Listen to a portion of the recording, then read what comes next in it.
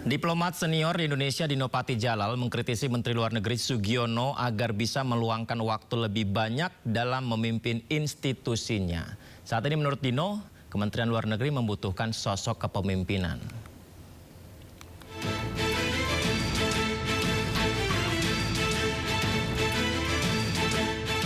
Diplomat senior Indonesia Dino Patijalal melontarkan kritik terbuka terhadap kinerja Menteri Luar Negeri Sugiono. Dalam video berdurasi 9 menit lebih yang diungkap di akun media sosialnya, mantan Wamenlu di era Presiden ke-6 Susilo Bambang Yudhoyono itu menyampaikan 4 kritik dan pesan sebagai bentuk kepedulian dan dukungan terhadap diplomasi Indonesia. Kritik pertama Dino ditujukan pada aspek kepemimpinan Sugiono di Kemlu. Ia meminta Menlu meluangkan waktu lebih banyak untuk secara langsung memimpin Kemlu yang saat ini sangat membutuhkan leadership.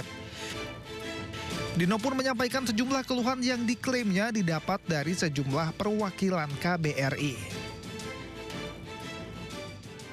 Dewasa ini banyak sekali KBRI yang tidak mendapatkan arahan dari pusat. Rapat koordinasi para duta besar tertunda hampir setahun dan ketika terjadi pun kepala perwakilan tidak banyak mendapat strategic direction. Banyak diplomat yang kinerjanya drop karena anggaran dipotong drastis. Dan banyak diplomat yang mengalami demoralisasi dan merasa tidak terdorong untuk berinisiatif karena merasa tidak akan direspon dari atas. Bahkan kabarnya banyak duta besar kita yang sulit menemui Menlu kalau mereka pulang di tanah air. Dan resikonya banyak kesempatan di tingkat tinggi yang tidak akan ada follow-up-nya atau tidak terfollow up dengan baik. Dan juga ada resiko hubungan bilateral Indonesia dengan negara sahabat menjadi tidak berimbang dan lebih banyak dikendarai oleh mitra kita. 3 poin lainnya berkaitan dengan komunikasi politik luar negeri Menlu kepada publik, relasi Menlu dengan para pemangku kepentingan hubungan internasional, dan keterbukaan Menlu terhadap kerjasama dengan organisasi masyarakat dan akar rumput hubungan internasional. Kritik Dino ini pun langsung menuai bantahan, salah satunya dari Menteri HAM Natalius Pigai. Dalam akun media sosialnya, Pigai menyebut kritik yang dilontarkan Dino Patijalal tidak berdasar dan justru mencerminkan sikap arogansi elit. Bahkan menurut Pigai, banyak dubes dan diplomat mengatakan baru kali ini Indonesia dipandang dunia. Sementara itu, Dubes RI untuk Kazakhstan Fazrul Rahman menilai Menlu Sugiono sudah berusaha keras dan bekerja sangat baik memimpin Kemlu sekarang. Salah satunya yakni penandatanganan perjanjian perdagangan bebas Indonesia dan Uni Ekonomi Eurasia yang didukung Sugiono.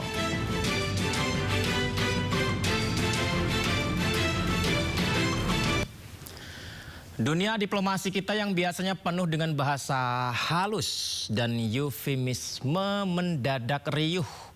Kritik diplomat senior Dino Patijalal seolah memecah kesunyian di Pejambon. Apakah ini murni kegelisahan atau standar meritokrasi? Atau sekedar benturan gaya komunikasi saja? Kita bahas lebih dalam. Kami sudah terhubung bersama praktisi dan pengajar diplomasi Dina Prapto Raharja. Kami juga coba kontak Dubes RI untuk Kazakhstan, namun beliau belum bersedia untuk bergabung. Saya sapa, selamat malam. Assalamualaikum Mbak Dina, apa kabar Mbak? Kabar baik, waalaikumsalam, selamat malam. Terima kasih banyak ya Mbak Dina sudah berkenan meluangkan waktunya untuk berdialog di sini. Ini menarik ya Mbak Dina melihat kritik Dino Patijalal. Sebenarnya apa Anda melihat ada pergeseran standar dalam pengisian kursi Menlu saat ini Mbak Dina? Mungkin saya juga perlu sampaikan dulu ya di awal ini bahwa perbincangan kita ini mungkin akan lebih banyak dipertanyakan orang sebenarnya apa urgensinya gitu kita bicara soal ini. Karena isu luar negeri ini kan dipandangnya nggak perlu banyak dibicarakan pun harusnya jalan gitu ya. Nah, challenge kita memang di dunia diplomasi itu kita harus paham bahwa hubungan antar negara itu sangat dinamis. Tidak ada satupun kesepakatan antar negara yang bahkan udah ditandatangan format kerjasama atau kerangka kerjasama sekalipun yang seperti ditulis di atas batu. Nggak ada. Jadi setiap hari itu maintenance-nya yang harus dijaga. Jadi orang-orang di Kementerian Luar Negeri, di Pejambon, atau di Senayan, mereka juga punya kantor yang di Senayan ya. Itu fungsinya menjaga yang hari-harinya itu. Tetapi negara-negara lain itu pasti menunggu posisi strategis Indonesia sebenarnya gimana, karena perubahannya itu sebenarnya banyak yang dinamis. Dinamisnya itu nanti bisa saya ceritakan ya, tapi kalau responnya terhadap Pak Dino tadi, kalau saya sih berpikirnya sebenarnya de facto yang menjadi Menteri Luar Negeri ya Presiden Prabowo, jadi beliau double jabatan itu sebenarnya. Oke, karena kan jadinya publik bertanya, Pak Dino ini kan waktu wajah diplomasi era SBY yang fasih di Barat. Ini apakah jadi semacam mazhab lama berbenturan dengan yang baru begitu? Mungkin lebih pragmatis politik, kita nggak tahu. Ini lebih kemana, Mbak? Sebenarnya kalau bicara soal cara kerja Kementerian Luar Negeri, saya secara garis besar melihat nggak ada perubahan yang dramatis sama sekali sih dari era zamannya Pak Dino sampai yang sekarang. Cuman kalau pada masanya Pak Dino itu Menteri Luar Negerinya berani speak up gitu ya, bahkan punya sangat eloquent ya, kalau orang bilang sangat eloquent itu apa, sangat bahasanya tuh dipandang sangat hormat gitu oleh negara-negara lain karena dia sendiri speech sangat sering dia menyampaikan pidato gitu ya. Kalau Menteri Luar Negeri zaman Pak Jokowi 10 tahun ya, itu kan kita juga melihat gaya komunikasinya berbeda. Garis besarnya itu lebih banyak prosedur sebenarnya. Kalau disuruh adu pendapat soal substansi, beliau juga punya keterbatasan sendiri. Jadi memang tergantung ya Menteri Luar Negeri itu presidennya seperti apa, kemudian kewenangan yang diberikan kepada Menteri Luar Negerinya seperti apa gitu. Cuman mungkin yang dibahas sama Pak Dino itu kan bahwa kok sama sekali nggak ada statement-statement terhadap isu strategis yang dibahas oleh Pak Sugiono. Ambil contoh lah, yang terbaru kemarin soal bencana Sumatera. Kenapa yang angkat bicara soal nanti ada travel warning misalnya dari negara lain kalau kita menerima bantuan asing dari negara lain, itu kok malah Menteri Dalam Negeri. Padahal ini kan urusan luar negeri berarti kan, gitu. Jadi itu satu hal. Belum lagi isu-isu strategis seperti yang terbaru itu Singapura menandatangani kerjasama untuk AI ya, untuk teknologi itu bersama Amerika Serikat, Israel, Korea Selatan, Jepang, Australia. Jadi sekutu-sekutunya Amerika Serikat itu sudah punya jaringan untuk teknologi. Padahal kan kita tahu di ASEAN, Singapura sebagai anggota dari ASEAN harusnya nggak bikin tanda tangan strategi seperti itu dengan negara di luar ASEAN, apalagi dengan Israel. Harusnya kan Menteri Luar Negeri punya statement, merespon soal itu. Nah itu yang kita nggak dengar. Kemudian soal BRICS, misalnya BRICS kemarin saat Presiden Lula dari Brasil sebagai chairnya datang ke Indonesia, kita lebih banyak mengomentari akhirnya gesture-gesturenya Pak Prabowo kan sebagai presiden. Bahkan waktu itu Pak Prabowo komentarnya soal Indonesia, kita kagum sekali pada Brazil, kita belajar bahasa Portugis.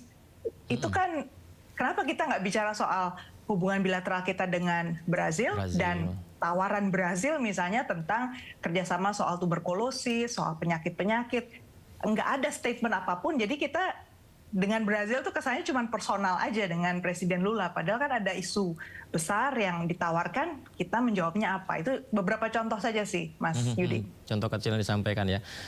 Memang sih kalau saya menggali informasi dari Pak Menlu yang sekarang ya, Pak Sugiono itu kerap doorstop, Mbak Dina. Jadi diwawancara beliau sampaikan statementnya, tapi kecenderungannya untuk memberikan informasi secara global besar begitu, apa isu yang sedang dibawa kepada media secara menyeluruh itu memang agak jarang sepertinya ya. Apa itu menjadi penilaian bahwa Menteri Luar Negeri seharusnya seperti itu atau boleh-boleh saja kalau punya gaya berbeda termasuk tidak terlalu speak up, Mbak Dina?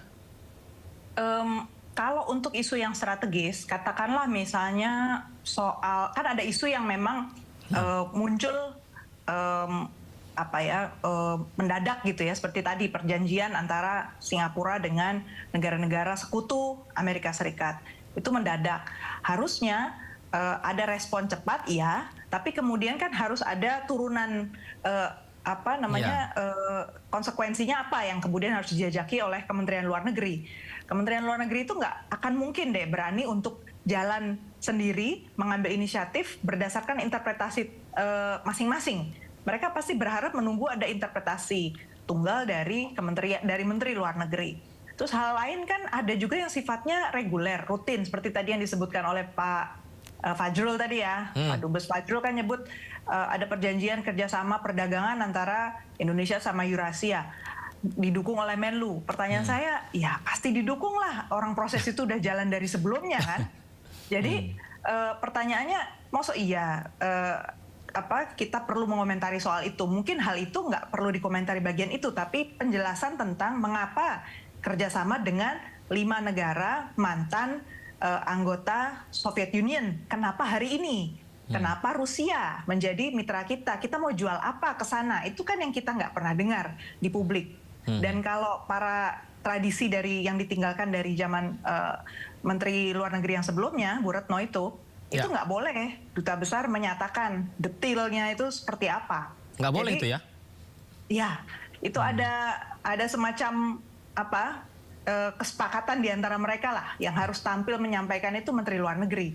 Dan sepemahaman saya sampai sekarang itu masih. Jadi yang di bawah pun nggak akan mau dia ngomong kecuali memang diminta gitu oleh Menteri Luar Negeri.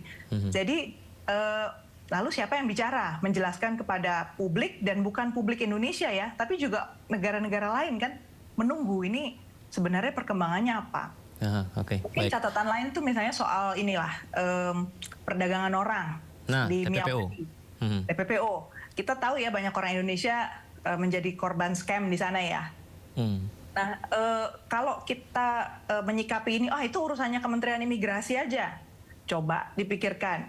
Di tingkat lapangan yang menyelamatkan para orang-orang Indonesia, kemudian nyari kontaknya di sana, siapa nih yang harus dihubungin, karena daerah Miyawadi itu bukan daerah yang dikuasai oleh Tatmadaw atau penguasa Myanmar saat ini. Jadi mereka harus berhubungan dengan orang-orang lain di lapangan yang memang menduduki daerah Miyawadi, dan itu notabene bukan kelompok yang berkuasa di Myanmar. Siapa yang nyari? Kan Kementerian Luar Negeri. Strateginya seperti apa? Nah, itu juga Kementerian Luar Negeri yang nanti minta izin permit keluar dari orang-orang yang masuknya dari Thailand tapi ternyata perginya ke Myanmar, itu kan juga Kementerian Luar Negeri. Nah, hal seperti ini untuk penanganan di level strategis itu kan tetap aja harus ada informasi yang kita dengar dari Kementerian Luar Negeri.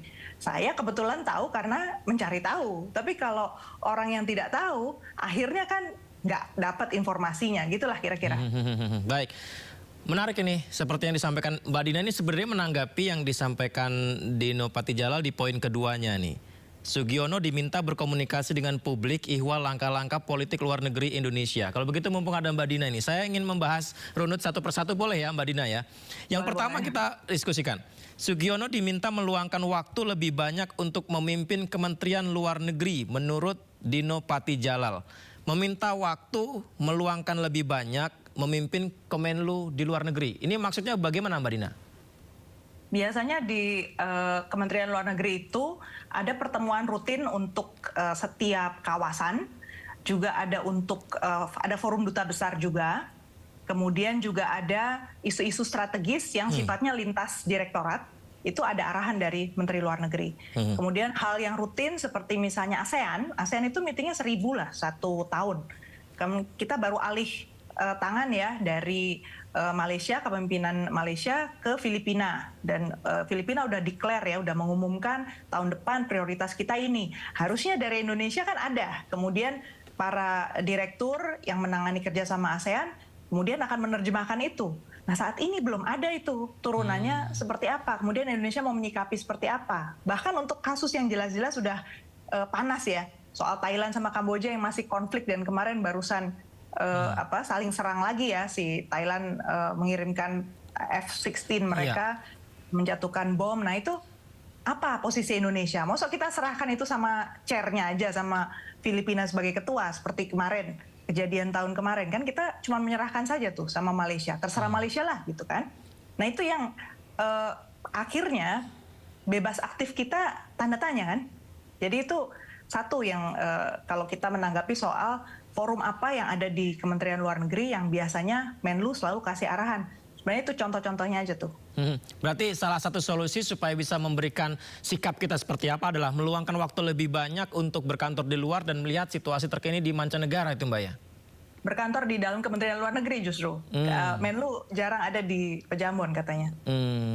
Baik. Yang ketiga Mbak Dina, Sugiono diminta lebih banyak berhubungan dengan pemangku kepentingan internasional. Ini maksudnya gimana menurut Mbak Dina nih?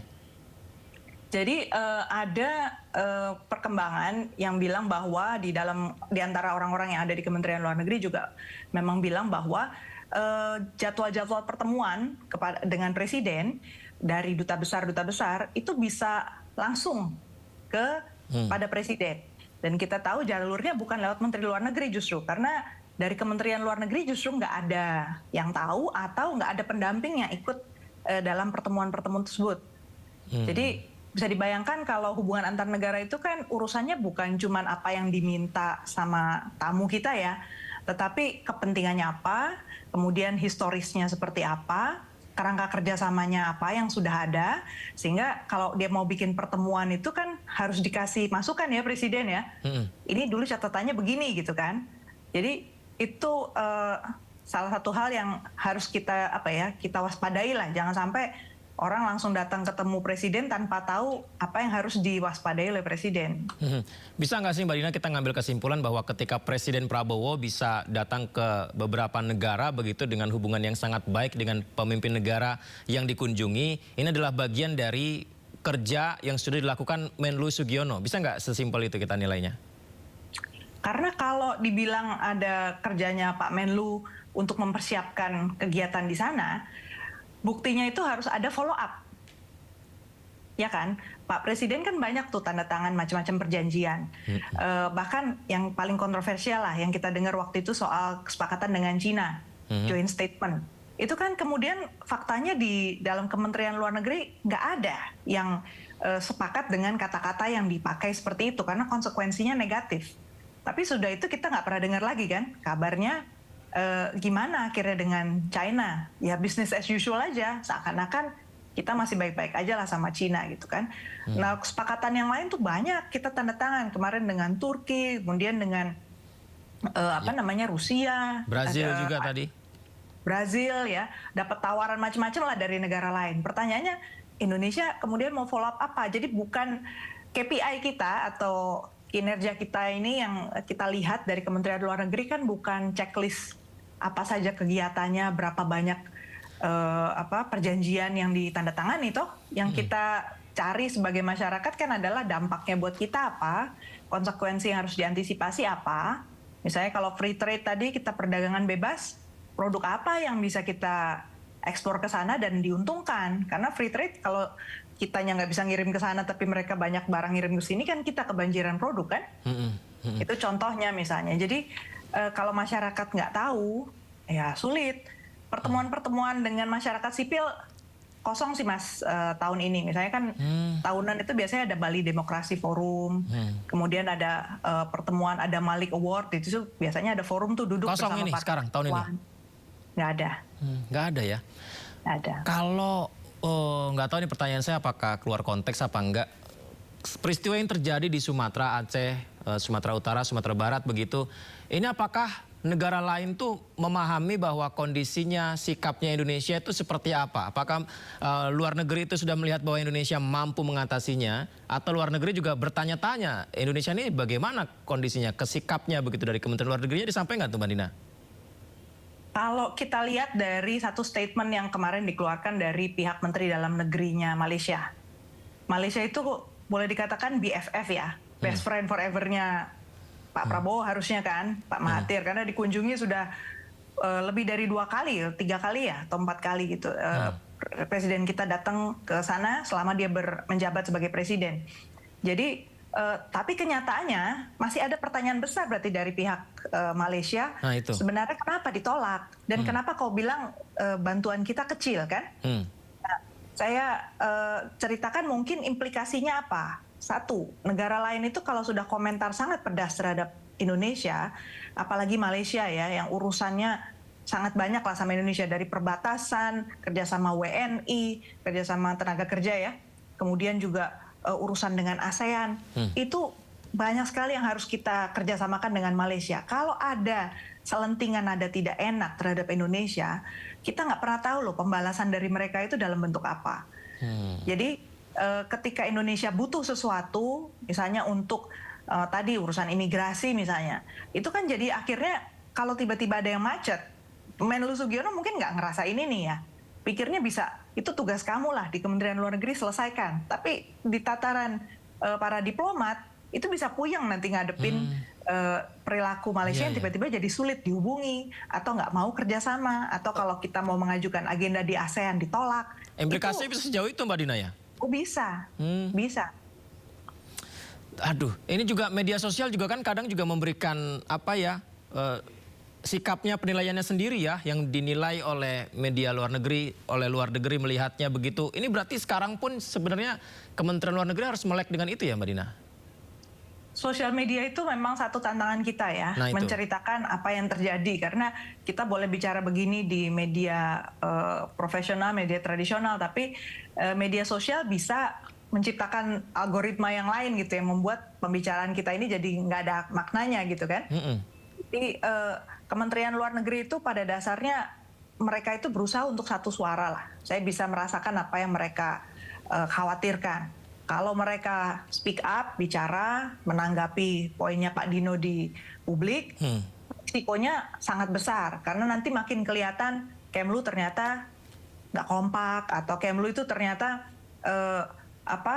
benar-benar butuh figur. Mereka kan ingin menunjukkan juga bahwa Indonesia itu tetap jalan gitu diplomasinya. Ini apa yang kita bicarakan di sini ini untuk membantu teman-teman di Kementerian Luar Negeri sebenarnya, supaya hal yang sebenarnya tidak membantu posisi Indonesia di luar negeri menjadi lebih jelas, itu bisa diubah gitu loh. Kalau kita nggak bicarakan soal ini, siapa lagi yang mau mengangkat ini supaya Presiden juga memberi perhatian pada isu ini. Benar. Ya semoga ini bukan kritik yang dianggap negatif ya Mbak Dina ya, tapi kita ingin membangun lebih baik lagi begitu Indonesia ini seperti apa, termasuk di Kementerian Luar Negerinya ya. Terima kasih ya Mbak Dina ya. Izin nanti kita bisa dialog lagi ya. Terima kasih banyak Mbak Dina sudah berbagi. Selamat malam. Terima kasih. Assalamualaikum. Waalaikumsalam.